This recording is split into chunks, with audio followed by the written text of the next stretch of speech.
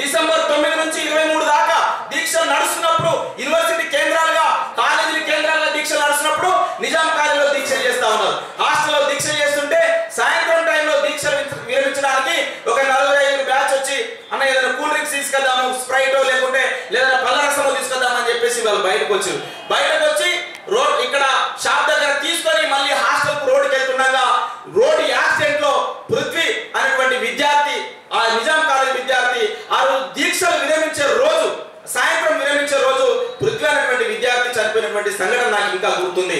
ఇదే నిజాం కాలేజ్ విద్యార్థి ఇలా తెలంగాణ కోసం ప్రాణత్యాగం చేసినటువంటి చరిత్ర ఇలా చరిత్రలో మిగిలి ఉంది.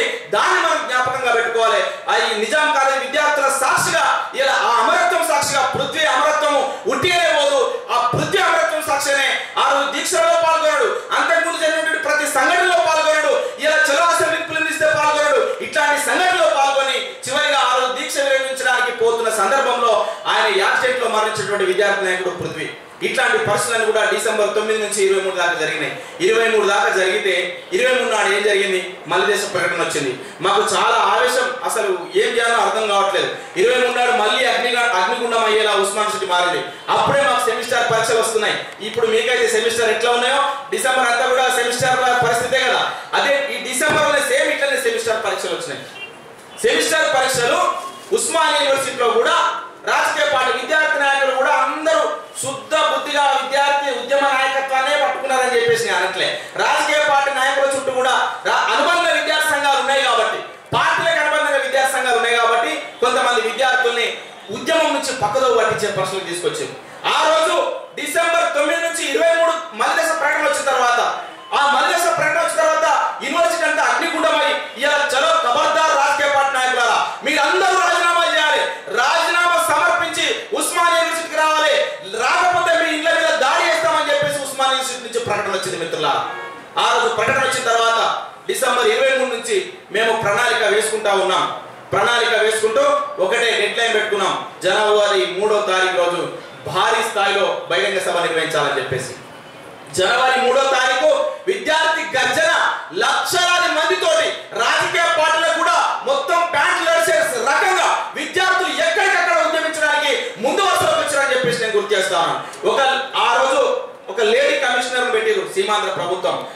పెట్టి ఆ కమిషనర్ తోటి ప్రకటనలు ఇప్పిస్తుండే ఏం చెప్తుండే? విద్యార్థులకు కాదు, విద్యార్థులకు చెప్తే విద్యార్థులు వినే పరిస్థితులు లేరని ప్రభుత్వానికి అర్థమైపోయింది. విద్యార్థుల తల్లిదండ్రులకు చెప్పడం మొదలుపెట్టారు. ఏం చెప్పారు విద్యార్థుల తల్లిదండ్రులకు?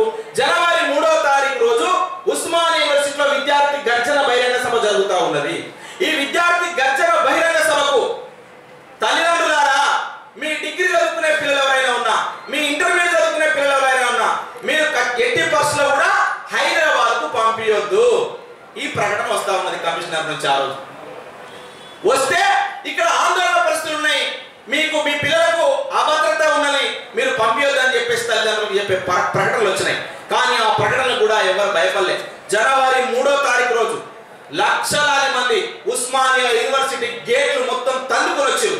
ఐడి కార్డు పెట్టి, ఐడి కార్డు ఉంటేనే లోపలికి రావాలని.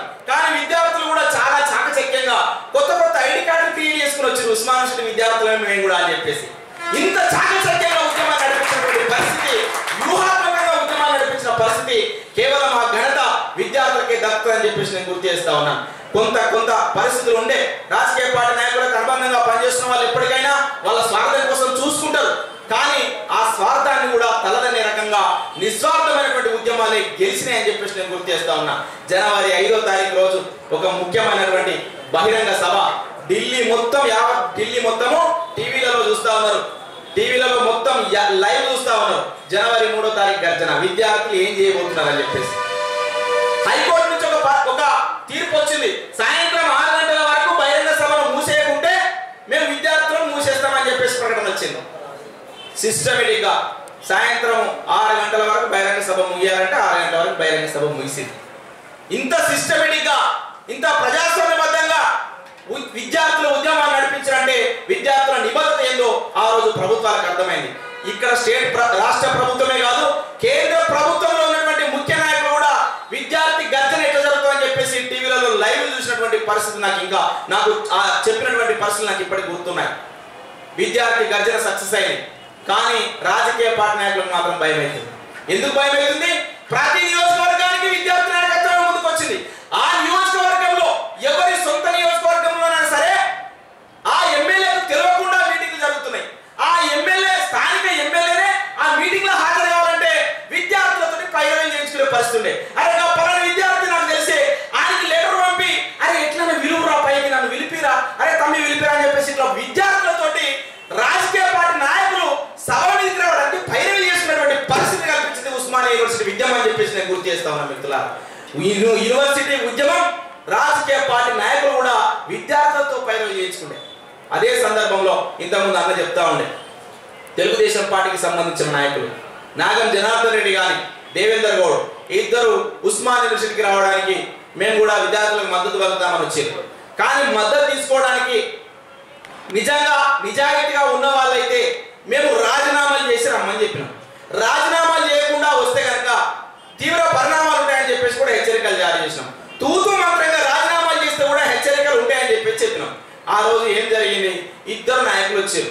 ఇద్దరు నాయకులు వచ్చిన తర్వాత ఆ దీక్ష టెంట్ ఆర్ట్స్ కాలేజ్ ఉన్నటువంటి టెంట్ ముందు నుంచి పెద్ద ఎత్తున విద్యార్థులు మొత్తం తిరగబడి దేవేంద్ర గౌడ్ను అలాగే నాగం జనార్దన్ రెడ్డిని కూడా ఉరికించినటువంటి పరిస్థితులు కేవలం ఆ ఇద్దరు ఉరికించడం కోసం కాదు, రాష్ట్రంలో ఉన్నటువంటి స్వార్థపరమైనటువంటి రాజకీయ నాయకుల గుండెల్లో రైలు పరిగెత్తించడం కోసమే ఆ రాజకీయ నాయకుల్ని తరిమికొట్టేటువంటి పరిస్థితి ఆ రోజు ఉండే అని చెప్పేసి నేను గుర్తు చేస్తా ఉన్నాను. ఆ ఇద్దరు కేవలం ఆ ఇద్దరు టార్గెట్ కాదు, అక్కడికి ఎవరు వచ్చినా కూడా అట్లనే ఉంటుంది పరిస్థితిని చెప్పడం కోసం చేసినటువంటి సంఘటన అని చెప్పేసి నేను గుర్తు చేస్తా ఉన్నా.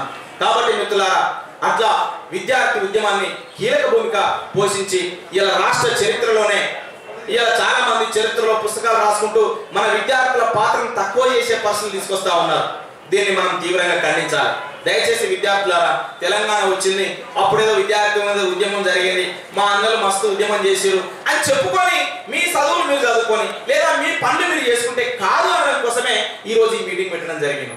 మన బాధ్యత ఉన్నది. ఇంకా ఏ త్యాగాల కోసమైతే తెలంగాణ రాష్ట్రాన్ని తెచ్చుకున్నామో ఆ త్యాగాల సాక్షిగా ఆ అమరవీరుల ఆశయాలు ఇంకా నెరవేరట్లేవు అన్నది ఇలా నగ్న సత్యం మన కళ్ళ ముందు కనబడతా ఉన్నది. 2009, 2010 జరిగినటువంటి ఉద్యమం సాక్షిగా ఇలా 2009 నుంచి వస్తే ఇప్పుడు 2016 ఇంకా 4 రోజులైతే 16 17 వస్తుంది.